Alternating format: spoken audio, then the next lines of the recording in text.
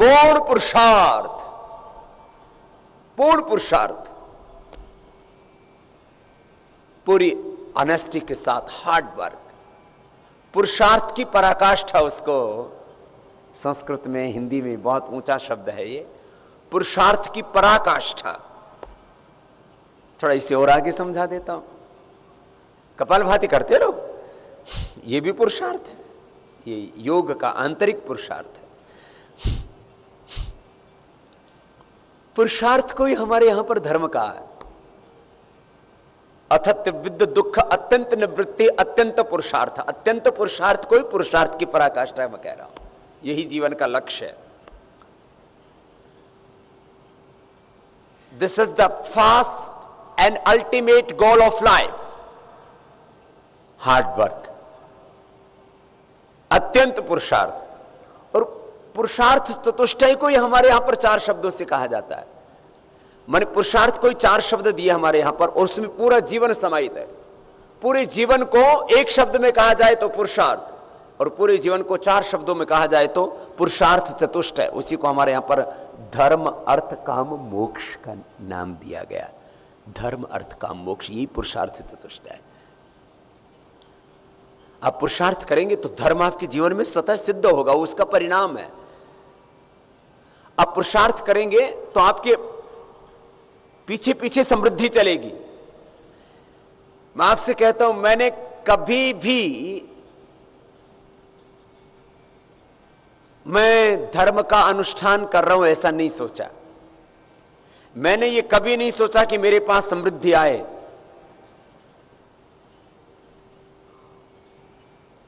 मैंने कभी भी अपेक्षाओं को नहीं पाला, कामनाओं को नहीं पाला, और कभी भी मुक्ति की इच्छा नहीं की।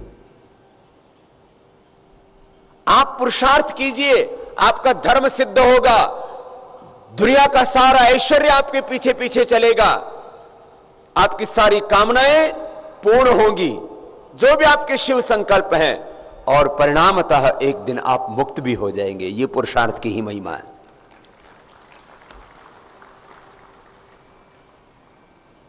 ये बड़ी गहरी बातें जीवन की, ये ठहर जाएं आपके जीवन में, ये उतर जाएं आपके आचरण में, ये समाहित हो जाएं आपके व्यक्तित्व में। इसलिए कह रहा हूं, जैसे कुछ लोगों को आदत होती है ना उपदेश झाड़ने की, ये उसके लिए नहीं है मेरे भाई। कपालभाति करते रहो। जीवन को कैसे जीना, अब ये श्रृंखला शुरू हो रही है। एक एक बात को ध्यान से सुनते जाना। 3 बातें मैंने जो जीवन में जी, मैंने आपको अपनी प्रेरणा के बारे में बताया, अपने संकल्प के बारे में बताया, और अपने पुरुषार्थ। लोग ना इच्छा करते हैं, मैं ऐसा हो जाऊं, मैं ऐसा हो जाऊं। मैं जो कुछ आज हूं, मैंने कभी इसकी कल्पना भी नहीं की थी कि भगवान मेरे द्वारा, श्रद्धेय आचार्य बालकृष्ण जी द्वारा, और आप सबके फिर सहयोग के द्वारा, क्योंकि इस अनुष्ठान में तो करोड़ों हाथ एक साथ फिर जुट गए ना। मैंने कभी नहीं सोचा था कि मेरे द्वारा ये पतंजलि योगपीठ बनेगा। मैंने कभी नहीं सोचा था कि भगवान हरिद्वार में मुझसे इतना बड़ा काम करवाएंगे, पतंजलि योगपीठ बनवाएंगे, योग का, आयुर्वेद का, स्वदेशी का, ऋषियों की ज्ञान परंपरा को आगे बढ़ाने का ये विश्व स्तरीय काम कराएंगे। मैंने कहा था ना कल कि किसी भी क्षेत्र में प्रथम होना, हाँ, कि महाशक्ति बनना, सुपर पावर बनना, ये बहुत गौरव की बात है। और आज पतंजलि योगपीठ के माध्यम से ये भारत योग आयुर्वेद के क्षेत्र में और ऋषि ज्ञान परंपरा के क्षेत्र में सुपर पावर है, और क्षेत्रों में बनेगा। मैंने कहा था ये तो प्रथम चरण है। हम ज्ञान शक्ति में आज भी सुपर पावर हैं, अब धीरे धीरे अर्थ शक्ति और सैन्य शक्ति में भी सुपर पावर होंगे। यही दिव्य भव्य भारत का हमारा सपना है, आध्यात्मिक आर्थिक शक्ति संपन्न भारत का सपना। एक एक वाक्य में मैं पूरा दर्शन कह रहा हूं, उसको उतने ही गंभीरता से सुनना।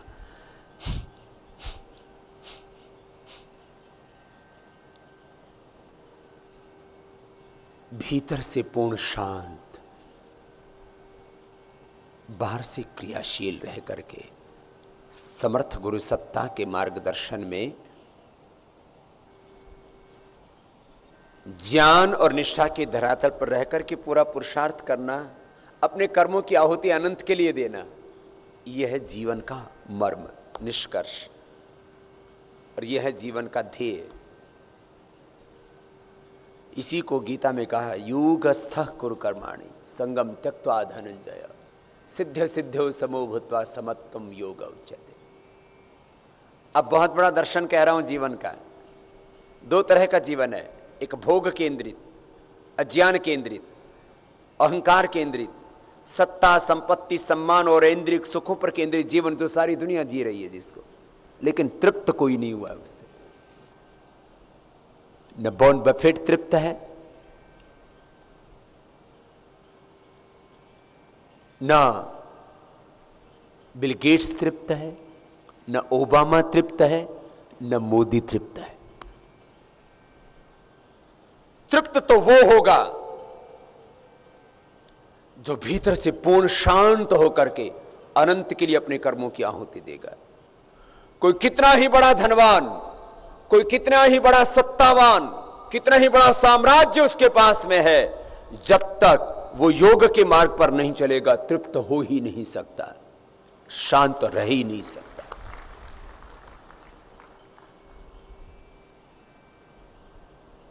ये बहुत बड़ी बात मैं कह रहा हूं आपसे। अहंकार केंद्रित जीवन, अज्ञान केंद्रित जीवन, भोग केंद्रित जीवन, सत्ता संपत्ति सम्मान इंद्रिय सुखों पर केंद्रित जीवन कभी भी पूर्ण सुखी नहीं हो सकता। आधा सुख मिलेगा अभ्युदय से।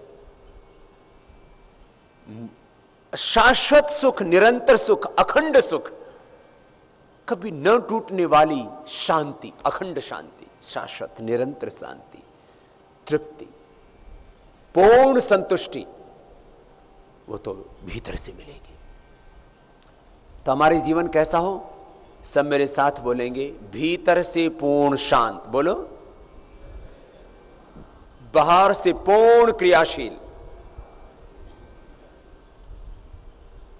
इन दो शब्दों में पूरे जीवन की डेफिनेशन है।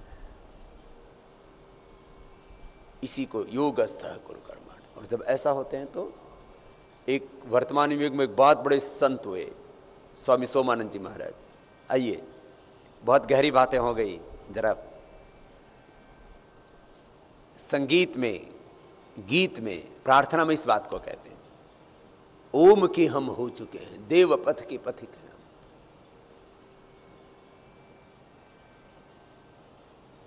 जितने विकारी पास हैं, भय मरण व्याधि त्रास हैं, सब मानसिक उपहास हैं, हम सजग हैं, बस सो चुके हैं। सारा अस्तित्व है, लेकिन उसकी भोगमयी वृत्ति के प्रति हम सो चुके हैं। यस्याम जागृति भूतानि सा निशा पश्यतो मुने। जागते हुए सोना, ये है योग ना। जीवन को एक अलग दृष्टि देता है। ओम के हम हो चुके हैं, देव पथ के पथिक हैं। जितने विकारी पास हैं, भय मरण व्याधि त्रास हैं, सब मानसिक उपहास हैं, हम सजग हैं, बस सो चुके हैं। व्याधियां तन की मिटी और त्राण सीमाएं कटी, मन की निराशाएं हटी, सममार्ग अपना जो चुके हैं। पावन त्रिवेणी धाम है, स्वर्गीय धन धनु धाम है। पावन त्रिवेणी धाम है, स्वर्गीय धन धुर धाम है। अध्यात्म में विश्राम है, मलताप त्रय को धो चुके हैं। अब आत्म निर्मल गंग में, निस्सीम प्रेम तरंग में, उस अज अनामय अंग में अस्तित्व अपना खो चुके हैं। जो अपने आप को उस अनंत को अर्पित कर देता है, भगवान के हाथों में सौंप दिया। हम कई बार गाते हैं ना, अब सौंप दिया इस जीवन का सब भार तुम्हारे हाथों में। अब सौंप दिया इस जीवन का सब भार तुम्हारे हाथों में है, जीत तुम्हारे हाथों में, नहीं हार तुम्हारे हाथों में है, जीत तुम्हारे हाथों में, नहीं हार तुम्हारे हाथों में। मुझ में तुझ में बस भेद यही, मुझ में तुझ में बस भेद यही, मैं नर हूँ तुम नारायण हो, मैं नर हूँ तुम नारायण हो।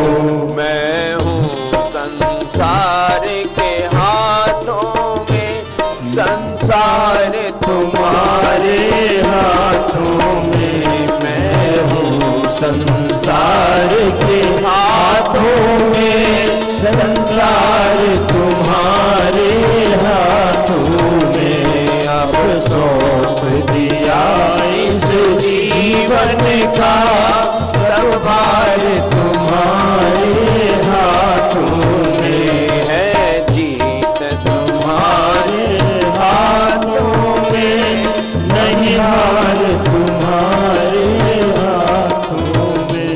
मेरा निश्चय है बस एक यही, मेरा निश्चय है बस एक यही, एक बार तुम्हें पा जाऊं मैं, एक बार तुम्हें पा जाऊं मैं। अरे पण कर दो जगती परिकार, अर्पण कर दो जगती भर का सब प्यार तुम्हारे हाथों में। अर्पण कर दो जगती भर का सब प्यार तुम्हारे हाथों में। अब सौंप दिया इस जीवन का सब भार तुम्हारे हाथों में है, जीत तुम्हारे हाथों में, नहीं हार तुम्हारे हाथों में है, जीत तुम्हारे हाथों में, नहीं हार तुम्हारे हाथों में, नहीं हार तुम्हारे हाथों में, नहीं हार तुम्हारे हाथों में। बोली सच्चिदानंद भगवान की। भगवान की शरणागति में पराजय नहीं है। अहम इंद्रो न पराजिज्ञे कृतम में दक्षिणे हस्ते जयो में सब व्याहित। ये हमारी वैदिक दृष्टि है। हम जीवन में कभी पराजित होने वाले नहीं हैं। ये संकल्प हमारे भीतर प्रतिपल अखंड रहे। भीतर से पूर्ण शांत, बाहर से पूर्ण क्रियाशील। आधार क्या है जीवन जीने का? ये भोग, ये वासनाएं, तृष्णाएं नहीं। आत्मा में उस परमात्मा की प्रतिपल प्रेरणा होती है। एक आदेश, एक निर्देश, एक संदेश भीतर से उठता है। बस वही हमारे जीवन का आधार होना चाहिए। कोई पत्नी की, कोई पति की, कोई माता पिता की, पता नहीं किस किस की प्रसन्नता के लिए लोग जीवन जीते हैं। मुझसे लोग पूछते, बाबा जी आप किसके लिए जीते हो? आप किसको रिपोर्ट करते हो? आप किससे आदेश पाते हो? आप किसके निर्देश पर चलते हो? आपके सलाहकार कौन है? आपको निर्देश कौन देता है? मैंने कहा ऊपर वाला सबको देता है। जो सबको देता है वही मुझे देता है। मैं कोई खास थोड़ी हूं।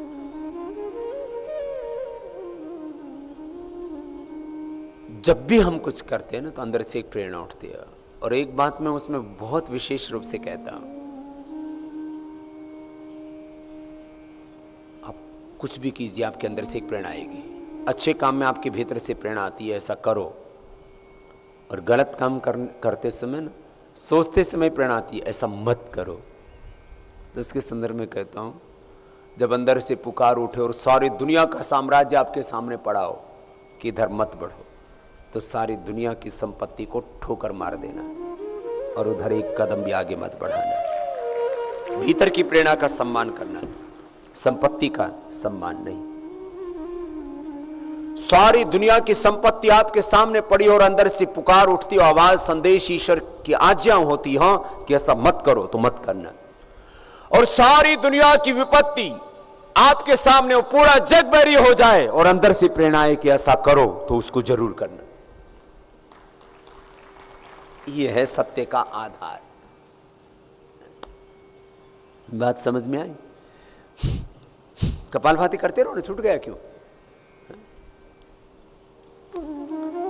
ऐसे ही 2-3 बातें और कह देता। पूरा जीवन क्या है? भीतर से पूर्ण शांत रहना, बाहर से क्रियाशील रहना, आत्मा में उस परमात्मा की जो प्रेरणाएं उठती हैं बस उसी को अपनी जिंदगी का आधार बना लेना। एक बात तो ये कही। अगली बात, इस जीवन और जगत को ठीक ठीक समझना। समझ पूर्वक और संबंध पूर्वक जी पाओगे तो ही सुख पूर्वक जी पाओगे, नहीं तो सुख पूर्वक जी नहीं सकते।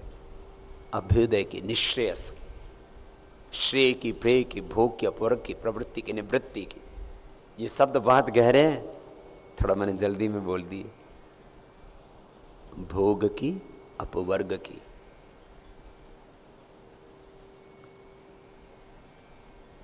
श्रेय की, प्रेय की, प्रवृत्ति की, निवृत्ति की, प्रकृति की, पुरुष की, अभ्युदय की, निश्रेयस की ठीक ठीक समझ। माने एक बाहर की समृद्धि, बाहर की उन्नति, बाहर का साम्राज्य, बाहर की सत्ता, बाहर का सिंहासन, एक भीतर की शांति, भीतर की समृद्धि, भीतर का साम्राज्य, भीतर का स्वराज्य, भीतर की समृद्धि। समृद्धि शब्द को हम अक्सर समझते नहीं है। बाहर से आप सुखी हैं, इसका पैरामीटर क्या, इसका पैमाना क्या है? आपको यदि 1 रोटी की आवश्यकता है, आपके पास में 2 रोटी हैं। आपको रहने के लिए, पूरी फैमिली के लिए 2 कमरों की आवश्यकता है, आपके पास 3 कमरे हैं। सड़क पर चलने के लिए आपको 2 लाइन की आवश्यकता है, आपके पास में 3 है या 4 हैं, डबल लाइन है, 4 लाइन है, तो आप समृद्ध हैं। बस इससे ज़्यादा समृद्धि बाकी काउंटिंग में और कुछ नहीं है, बाकी तो संख्या का खेल है। और मैंने कहा था आपको, कहीं पर भी संख्या पर मत जाना, सत्य पर जाना।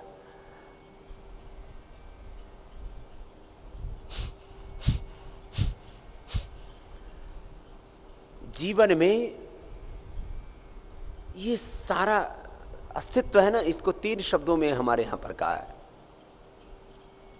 प्रकृति, पुरुष और वह परम पुरुष। परमात्मा, आत्मा और प्रकृति।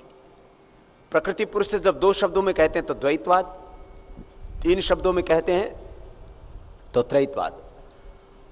परमात्मा, आत्मा, प्रकृति, इन 3 तत्वों का ही सारा खेल है। ये सारी रचना इसी से, इसका विस्तार है बस ये, इसकी ठीक ठीक समझ। प्रकृति का प्रयोजन उस परमेश्वर की ओर आमंत्रण है।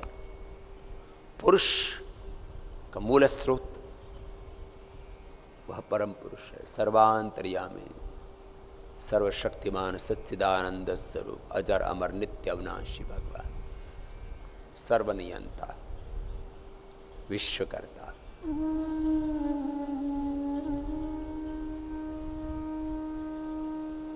जीवन की ठीक ठीक समझ और संबंधों की ठीक ठीक समझ। गुरु शिष्य का संबंध, माता पिता का, पति पत्नी का, मेरा और इस परिवार का, समाज का, राष्ट्र का जो संबंध है, इस पूरे अस्तित्व के साथ जो हमारा संबंध है, इस संपूर्ण अस्तित्व के प्रति कृतज्ञता का भाव। कितना उपकार कर रहा है ये अस्तित्व हमारे लिए। ये पेड़, ये पौधे, ये वृक्ष, ये लताएं, ये वनस्पतियां, अन्न, शाक, सब्जियां, ये गाय भैंस से लेकर के सूरज चांद से लेकर के ये सारा अस्तित्व हमारी कितनी मदद करता है।